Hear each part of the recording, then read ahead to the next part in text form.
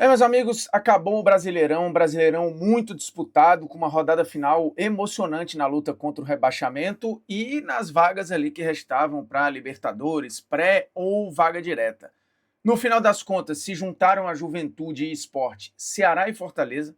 O Ceará entrou na zona do rebaixamento uma única rodada, na última rodada, justamente quando não podia. E o Fortaleza fez uma arrancada interessante, parecia que ia conseguir se livrar, mas na última rodada pegou o pior adversário fora de casa, um duelo difícil, acabou derrotado pelo Botafogo e caindo para a zona do rebaixamento de novo, vendo Vitória e Internacional se livrarem.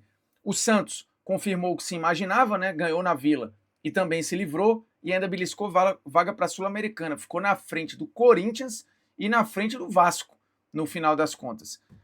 E lá na parte de cima, o Botafogo, apesar da vitória, só conseguiu passar o Bahia e garantido mesmo na fase de grupos, o Fluminense, com uma ótima vitória no Maracanã, um time que muita gente desacreditou em algum momento, viveu oscilações importantes na competição, mas no final das contas teve uma troca de técnico que fez bem para o time e algumas peças importantes voltaram a aparecer, mesmo depois de desfalques, vender o seu melhor jogador. Fluminense, olha, teve um ano assim que no final a avaliação ela é muito positiva. Mas a gente vai tentar fazer um raio-x dessa última rodada aqui, obviamente pegando nos pontos que interessavam, né? Luta contra o rebaixamento e essa galera que ainda estava beliscando ali, tentando vaga direta na fase de grupos da Libertadores. Beleza? Segura aí que a vinheta é rapidinho.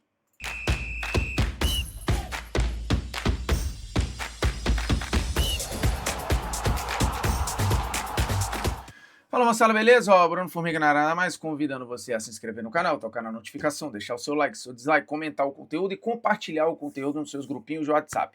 A ideia aqui é o quê? É passar nos principais jogos, falar, obviamente, do rebaixamento de Ceará e Fortaleza. Assim, o futebol cearense vinha desde 2018 muito bem representado ali na Série A, né? Hora com um, hora com o outro, hora com os dois, e agora ver ambos voltarem para a Série B. É um impacto muito forte no futebol cearense, do ponto de vista de investimento, né, do ponto de vista financeiro. É importante ver como os dois vão lidar com esse rebaixamento, porque, de fato, assim, o futebol cearense viveu, nesses últimos 8 anos, os seus melhores dias, disparadamente, assim, do ponto de vista de investimento, de estrutura, né, de estádio lotado, de mídia, de representatividade fora do próprio futebol nordestino. Então, assim, é uma pena que Ceará e Fortaleza tenham caído, mas, enfim, dois times iam cair. E, de qualquer forma, ia ser lamentável para alguém. Ia ser lamentável por Vitória, que conseguiu uma ótima recuperação com o Jair Ventura. Ia ser lamentável para o Inter, que entrou no campeonato, muita gente apontando que ele estaria brigando ali junto com o Palmeiras, com o Flamengo, com o Cruzeiro, de repente ali com o Botafogo e tal. E no final das contas a coisa degringolou de uma maneira que o Inter chegou muito desesperado na última rodada e acabou se safando. Lá em cima você tem o Fluminense premiando um ano que muita gente desacreditou, né? Que teve mudança de técnico num momento de desgaste, né? Com a saída do Renato, depois de uma Copa do Mundo de Clubes muito marcante.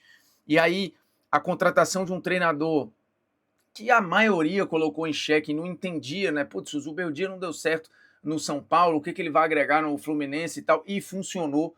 E o Fluminense, que jogou mais que todo mundo, né, em termos de volume de jogo, que estava desgastado e tudo, um dos times que mais atuaram na temporada, ali o Bahia está muito descolado dos outros, mas o Fluminense foi um time de um desgaste tremendo, e mesmo assim o Fluminense conseguiu se manter lá no topo, teve algumas arrancadas e tudo, no final vai para a fase de grupos direto da Libertadores. O Flamengo já tinha confirmado o seu título, o Palmeiras já tinha confirmado o vice-campeonato, o Cruzeiro se consolidou como o terceiro, o Mirassol, que é a grande surpresa, né, um campeonato magnífico, e a gente, inclusive, resume a tabela final do Brasileirão. Né? Lembrando você que quer tempo real, que quer estatística, quer tabela de jogos e tal, baixa o SofaScore e acompanha o SofaScore nas redes sociais. Tá? A maior base de fãs do SofaScore no mundo é no Brasil. E eu acho que este canal aqui ajudou, tá? O SofaScore é parceiro há 6 anos praticamente aqui do canal, e que era um aplicativo que eu já uso há, sei lá, desde 2017, 2018, enfim. Então é um orgulho muito grande de ajudar a crescer essa comunidade que está ali querendo informação, estatística comparativa e tal. Tem gente que usa o mais básico do aplicativo, tem gente que passeia o aplicativo como um todo. Baixa, é 100% de graça, meu velho. E vem aí Mundial de Clubes, né, o Intercontinental, tem Champions, tem reta final ainda do futebol brasileiro com Copa do Brasil. Ano que vem, ano de Copa. Tem todas as estatísticas de Copa do Mundo completas de 66 para cá. Tem estatísticas históricas de Liga dos Campeões. Então baixa o SofaScore. Cara, Flamengo em primeiro, Palmeiras com uma pontuação gigantesca para um vice-campeão, tá? 76 pontos, Cruzeiro com 70, Mirassol, um absurdo de campanha, né? E detalhe ali, o Flamengo e o Palmeiras terminando com o mesmo número de vitórias, né? Fluminense na quinta colocação, e assim, que temporada, né? O Fluminense tendo mais vitórias, por exemplo, que o Mirassol, que foi o quarto colocado. O Fluminense perdeu o Arias, o Fluminense em algum momento ali se imaginava, cara, não vai resistir, aguentou, teve uma mudança de treinador ali num momento que alguns não esperavam e tal, o Renato decidiu sair, e veio o Zubeldia e conseguiu resolver, ficando atrás em alguns momentos ali na briga com o Botafogo, Bahia e tal, mas conseguindo a arrancada quando precisava, e aí vencendo o Bahia na última rodada e confirmando esse quinto lugar. O Botafogo venceu o Fortaleza, passou do sétimo para o sexto lugar, o Bahia na sétima colocação, não conseguindo essa vaga direta, mas uma posição importante ali, tendo chance de ir para a fase de grupos da Libertadores depois da pré. O São Paulo, num ano muito decepcionante, eu acho que eu até lá na GTV coloquei como uma grande frustração, talvez a grande decepção da temporada, acho que é o São Paulo. O Grêmio conseguiu uma recuperação ali, fugindo de luta contra o rebaixamento, terminou em nono. E o Bragantino, que chegou na última rodada, podendo brigar ali sonhando, né, com uma vagazinha de pré e tal, acabou não conseguindo, ficando na décima colocação. Assim, comparando ao que o próprio Red Bull já fez em outras temporadas, é bom ligar o sinal de alerta. O Red Bull até já mudou um pouco a sua política de contratação. Atlético Mineiro, que acabou goleando, né, na última rodada o Vasco por 5-0, terminou em 11º, e o Santos, que estava na zona do rebaixamento há 3 rodadas atrás, conseguiu uma arrancada ali, saiu da degola, terminou na 12ª posição e vai para a Sul-Americana, né? Então não só se livrou, como vai para a Sul-Americana e terminou na frente do Corinthians e do Vasco, né? Em tese, o ano do Corinthians parecia que ia ser mais tranquilo, mais forte que o do Santos. O Vasco teve um momento ali que ficou entre os 8 melhores do campeonato, olhando e mirando até Libertadores, e no final o Santos, com todos os problemas que teve na temporada, teve uma reta final, né, de novembro para cá, jogos e pontos muito importantes, e terminando na 12ª colocação. Corinthians-Vasco, o Vitória, que desde a chegada do Jair Ventura, e é até importante a gente lembrar isso aqui, ó, o Jair Ventura, desde que chegou, ó, perdeu só um jogo sob o comando do Jair Ventura. O Leão conseguiu uma arrancada nos últimos 7 jogos, para ser mais preciso, uma derrota só. E aqui acabou se livrando. E é curioso que, se a gente olhar os últimos jogos do Fortaleza também, o Fortaleza conseguiu uma arrancada ali. Só que deu azar da galera que lutava contra o rebaixamento aqui. O único que jogava fora de casa era o Fortaleza. O Ceará jogou em casa com o Palmeiras, o Inter jogou em casa com o Red Bull, o Vitória jogou em casa com o São Paulo e o Santos jogou em casa contra o Cruzeiro. O único que jogou fora foi o Fortaleza contra o Botafogo, que brigava por vaga direta na fase de grupos da Libertadores. E aí fez o gol cedo. Eu vi muita gente até fazendo ali que existe meio que um roteiro, né? O time que está precisando desesperadamente do resultado faz o gol muito cedo, se retrai, convida o adversário a te machucar ainda mais e criar mais situações de gol. E aí, pressão. O Botafogo fez o gol na reta final do primeiro tempo. Logo na virada para o segundo, no início ali do segundo tempo, já fez o segundo. Né? O Fortaleza ainda conseguiu ali um empate e tal, mas no final das contas não resistiu e os resultados não estavam ajudando, né? Porque o Vitória, no mesmo momento ali, o Inter fez o seu gol, o Vitória também fez o dele, e aí o Ceará já estava já tinha tomado também a virada do Palmeiras, e aí a coisa começou a desandar de uma forma ali que foi muito ruim, tanto para Ceará quanto para Fortaleza. Eu sou de Fortaleza, né? Eu nasci em Fortaleza, comecei minha carreira em Fortaleza, então, assim, do ponto de vista profissional, é muito triste ver o Ceará e o Fortaleza caírem juntos, assim, num ano que, em tese, não era para isso, né? O Ceará fez uma campanha muito regular o campeonato inteiro ali com o Léo Condé, parecia que ia ficar tranquilo. Um dia desse ganhou do Corinthians fora, e aí tava suave. Cara, entrou numa espiral e aí casou do Ceará passar a tropeçar e os concorrentes começaram a ganhar. E aí é o que a gente chama em gráfico da boca do jacaré, né? Ela começa a fechar. Quando você olha um gráfico, muitas vezes o gráfico se cruza e aí você vê um time que está crescendo e um time que está muito mal. Daqui a pouco você vê esse que está muito bem começando a piorar e quem está mal começando a melhorar. E aí você vê que a boca do jacaré começa a fechar. Foi o que aconteceu um pouco ali, olhando para Ceará e Fortaleza. Né? O Fortaleza começou a subir, o Ceará começou a decair e eles pareciam que iam se encontrar em algum momento e se encontraram na última rodada. Os dois na zona do rebaixamento. Então, assim, requintes de crueldade para essa queda, que obviamente precisa ser absorvida, né, e identificada ali quais são os culpados. Eu acho que o Fortaleza fez uma escolha de técnico muito ruim ali com o Renato em algum momento, perdeu 10 rodadas, acho que com um cara que não agregou praticamente nada. O Ceará manteve o Léo Condé do começo ao fim do campeonato, o único ali da parte de baixo que começou e terminou o campeonato, e acho que o Léo não fez um trabalho ruim, mas uma série de... é aquela parada do acidente, né? Você cria vários elementos, a tempestade perfeita, como se diz, que são vários elementos ao mesmo tempo coincidindo para uma tragédia.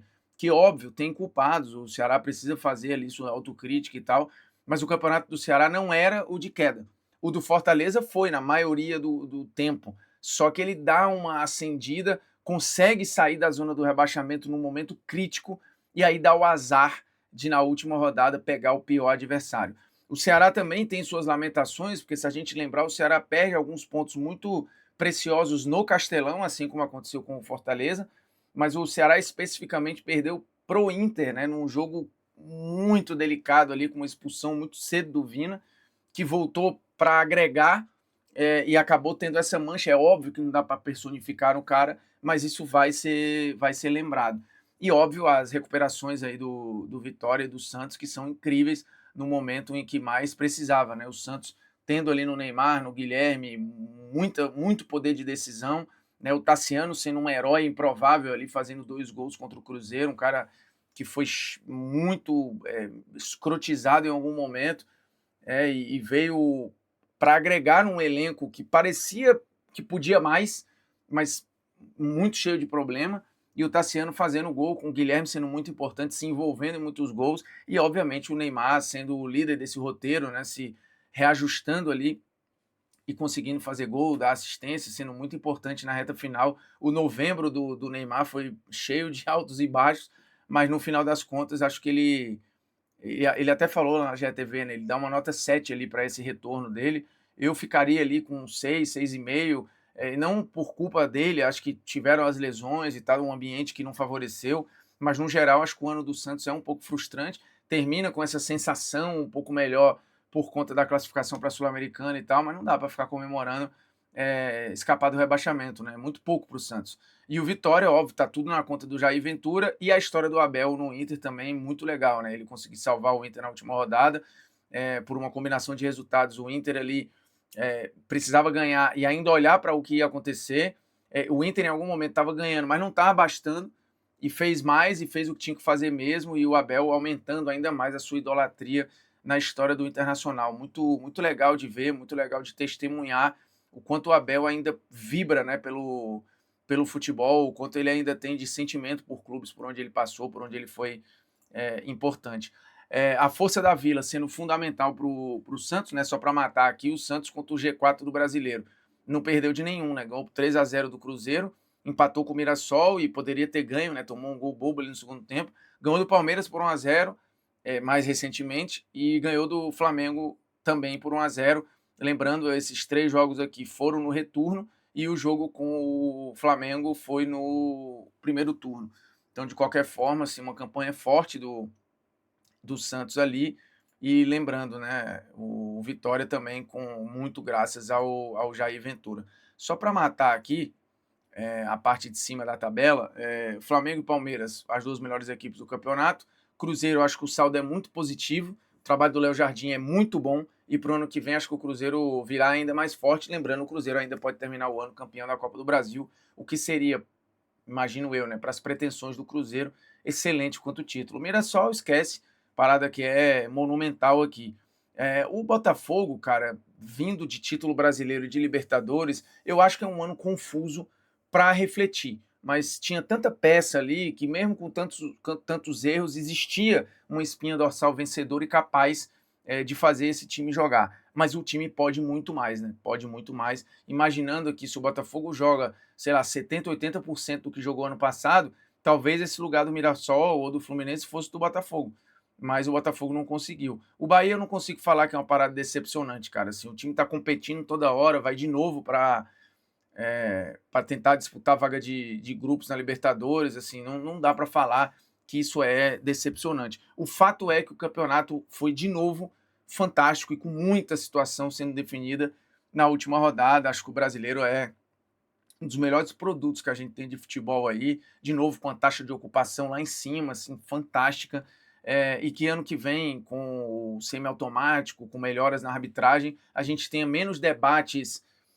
sobre arbitragem e sobre picuinhas, e que a gente consiga falar mais das festas nos estádios, das torcidas, dos estádios lotados, dos jogos em altíssimo nível, de mais contratações impactantes chegando. Ano que vem é um ano de Copa, então um calendário que de novo vai sangrar muitas equipes, apesar de ser o primeiro ano de um calendário mais organizado. O brasileiro começa em 28 de janeiro, então assim, são expectativas muito boas que eu tenho para o que vai acontecer em 2026 e obviamente estaremos aqui, estaremos juntos também lá na GETV, acompanhando Copa do Brasil, Libertadores, Brasileirão, futebol internacional, Copa do Mundo, né, que começa em junho e vai ser absurdo. E aí vamos ver se o Neymar vai estar lá, se não vai, se a gente vai ter o Pedro na seleção ou não vai, se a gente vai ter muitos jogadores do futebol brasileiro convocados para a Copa ou se não. E aí quando chegar mais perto a gente fala de favoritos, de cenário, tenta fazer um raio-x grupo a grupo, assim, ou pelo menos fazendo uma tier list, assim, tem muito conteúdo. Futebol é uma eterna novela que não deixa a gente entediado nunca. Então, ó, meu irmão, se inscreve aí no canal, toca aí na notificação, deixa o seu like aí, o seu dislike, comente o conteúdo, compartilhe o conteúdo e tamo junto, valeu? E aproveita e baixa o SofaScore lá, porque, meu velho, é 100% de graça. O link tá na descrição do vídeo para você. Valeu? Tamo junto, é nóis, satisfações e um abraço.